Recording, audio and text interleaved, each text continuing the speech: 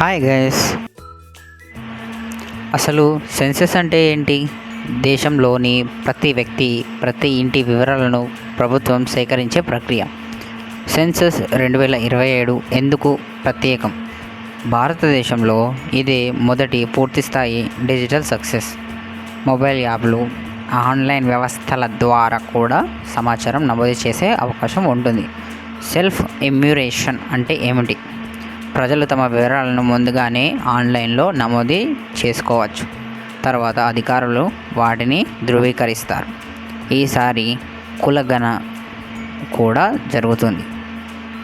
అవును, 2 దేశాల్లో కుల వివరాలు కూడా నమోదు చేయనట్లు ప్రభుత్వం ప్రకటించింది.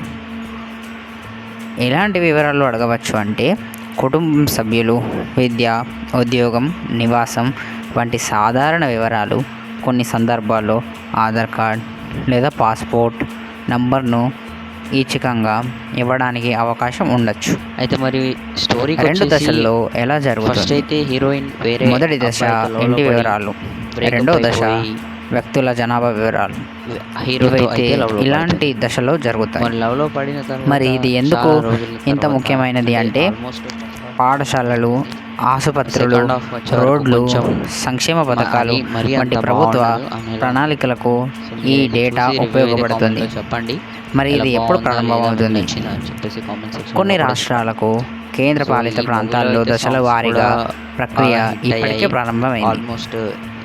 మంచు ప్రాంతాలకు ప్రత్యేక షెడ్యూల్ కూడా ఉంది. 50+ crores. ప్రజలు మరి ఏం చేయాలి? దీని గురించి సరైన సమాచారం ఇవ్వాలి. సెల్ఫ్ ఎమ్యూరేషన్ అవకాశం ఉంటే మూవీలో ఏమున్నాయో ఉపయోగించుకోవాలి కూడా చెప్పండి. మరి ఎండ్కి వచ్చేసరికి మళ్ళీ సో హీరో అయితే ఇదైతే వచ్చేసి మన సెన్సస్ 2027 భారీ మార్పులు అయితే జరిగాయి. సో మొత్తానికైతే ఈ మూవీ ఫస్ట్ హాఫ్లో చాలా కనెక్టివిటీ, ఎమోషనల్ అండ్ లవ్ స్టోరీగా కనెక్ట్ అయ్యి సెకండ్ హాఫ్లో మళ్ళీ ఫస్ట్ లవ్ స్టోరీకి వెళ్తుంది.